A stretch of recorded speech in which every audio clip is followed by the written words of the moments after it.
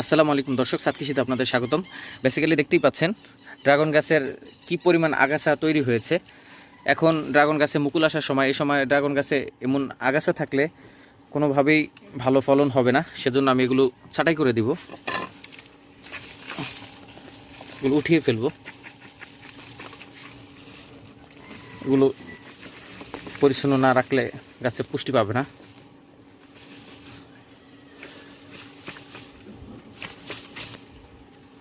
এদিকেও রয়েছে বেশ কয়েকটি গাছ, এগুলোর আগাছা পরিষ্কার করে দিব।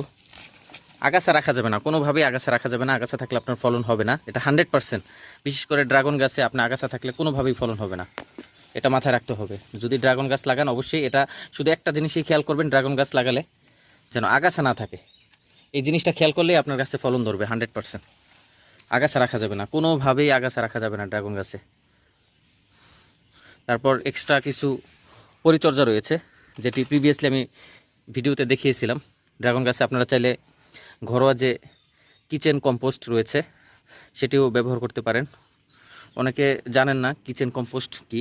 কিচেন কম্পোস্টটা হলো আপনারা যে বাসায় যে কাজগুলো করেন দৈনন্দিন জীবনে, কিচেনে যে সারগুলো হয়ে থাকে, আপনার যে তরকারি যে কাটাকাটি করেন, তরকারি ছোলা এগুলো, এবং বিশেষ করে ডিমের খোসাটা আপনারা গুঁড়ো করে এটাকে আপনারা গাছের গোড়ায় ব্যবহার করতে পারেন।